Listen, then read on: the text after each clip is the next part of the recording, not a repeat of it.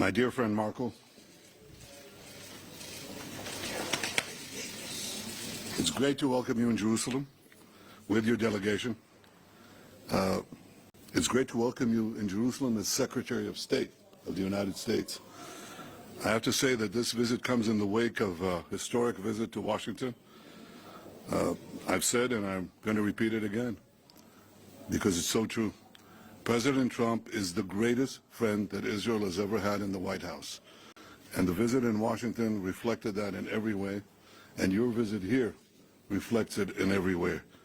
Throughout your political career, you've been a great supporter of Israel and a great champion of the U.S.-Israel alliance. I have no doubt that your unwavering support will continue during your tenure as Secretary of State. And I also have no doubt that you'll be a voice of clarity and courage on the world stage for the values that we in Israel, you in America hold dear, the values of freedom for all those who cherish liberty. You're already doing that, and I want to tell you that it's heard loud and clear here and everywhere else. Today, Secretary Rubio and I had a very productive discussion with our staffs on a number of issues. None of them are more important than Iran. Israel and America stand shoulder to shoulder in countering the threat of Iran. We agreed that the Ayatollahs must not have nuclear weapons. And we also agreed that Iran's aggression in the region has to be rolled back. Over the last 16 months, Israel has dealt a mighty blow to Iran's terror axis. Under the strong leadership of President Trump and with your unflinching support, I have no doubt that we can and will finish the job. We also spoke a great deal about Gaza. I thank Secretary Rubio for President Trump's assistance in helping us secure the release of another 3 hostages yesterday. These are hostages that Hamas refused to support only a few days to release only a few days earlier. And I also thanked him for America's unequivocal backing for Israel's policy in Gaza in moving forward. I want to assure everyone who's now listening to us, President Trump and I are working in full cooperation and coordination between us.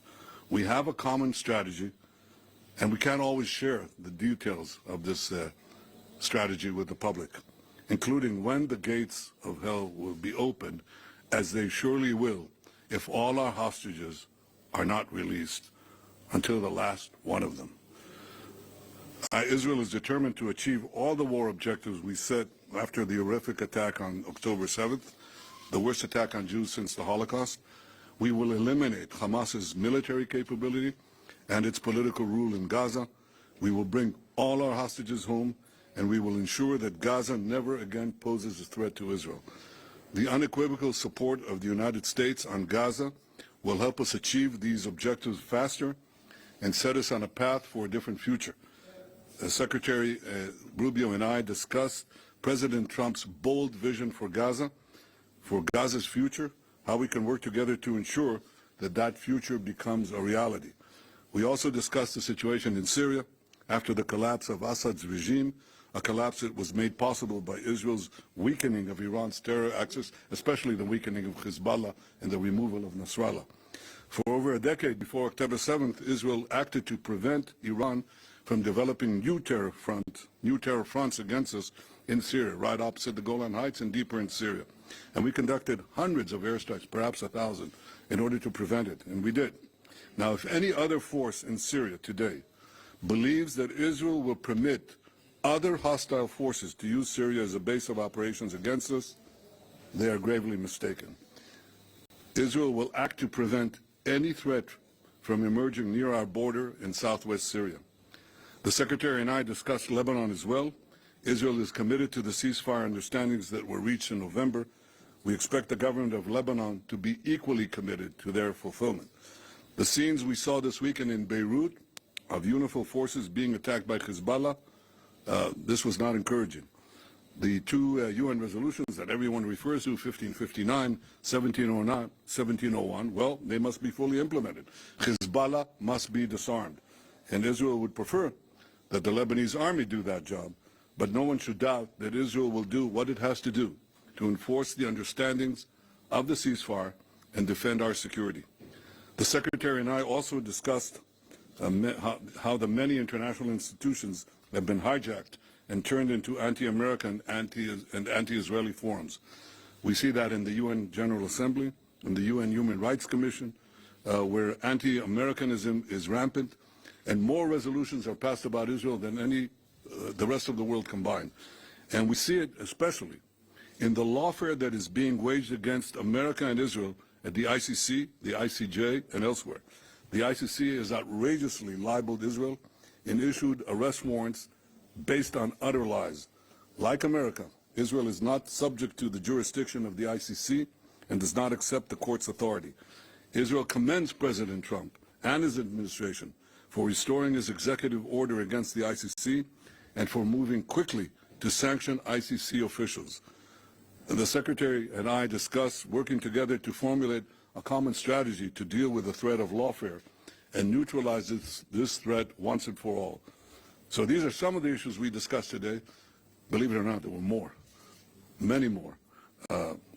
We can say that the Middle East today has many opportunities, many challenges, and we think we can realize the opportunities and also meet the challenges. And I have no doubt that working together, America and Israel will overcome the challenges and seize the opportunities. I have to say that I'm absolutely confident that under President Trump's leadership and working together with you, Secretary Rubio, Marco, the best days of our alliance are still yet to come. Welcome to Jerusalem. Welcome, my friend. Thank you. Thank you, Mr. Prime Minister. It is an honor to be back here. I've been here many times before as an American visiting and then as a member of the United States Senate, but now for the first time as the Secretary of State of the United States, and it's an honor to be here. And it's an honor to serve in this role on behalf of President Donald Trump, who, as you've accurately stated, Mr. Prime Minister, is a tremendous friend of Israel. There's been no stronger ally for Israel in the White House than President Trump. He's also a man that speaks clearly and unambiguously and makes clear his views on issues. The first he's made clear is, and as you pointed out, and the hostages need to come home, they need to be released, and you work in very close coordination with him. He's working in very close coordination, but with the Prime Minister and his government in ensuring that that happens. That must happen. It's not optional. And would add that that's a goal we share in common, and that is something we work on very closely together. The President's also been very bold about his view of what the future for Gaza should be. Not the same tired ideas of the past, but something that's new, bold, and something that frankly took courage and vision in order to outline. And it may have shocked and surprised many, but what cannot continue is the same cycle where we repeat over and over again and wind up in the exact same place.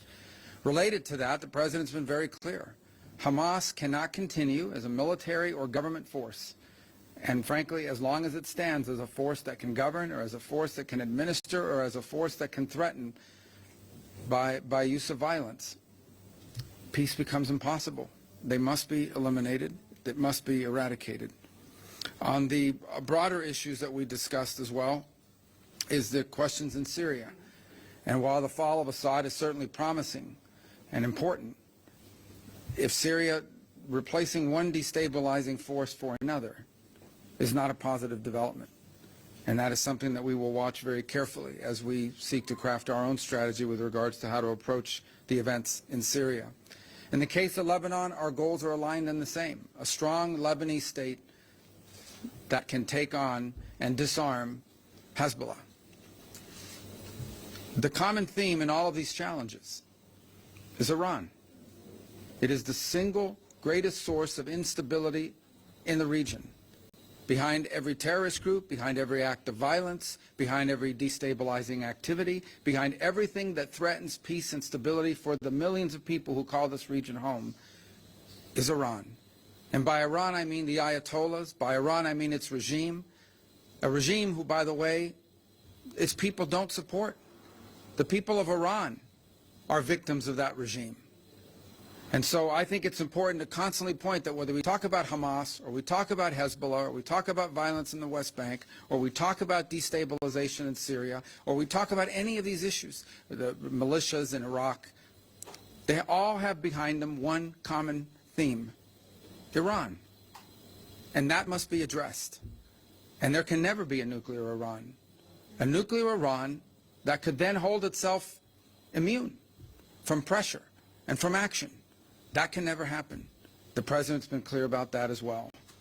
And so I close where I began by reiterating our strong support for our allies, very close allies and partners here in Israel, to the people of this great country, for whom we have tremendous love and respect for everything you're facing, have faced, and continue to face. It is an extraordinary story of bravery. A nation founded in the ashes and in the aftermath of a horrifying crime against humanity, stood from its very inception, from the very day of its birth, against threats from every angle and every corner, and has served as an example to the world of a pluralistic society, a free enterprise democracy, and one that if there were more Israels in the Middle East, more countries like that, the world would be a safer and a better place. And this is what we hope for the region and for our planet. A nation that's always sought peace, but will not allow itself to be intimidated or destroyed by its enemies.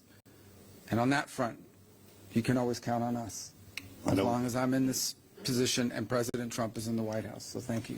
Thank you.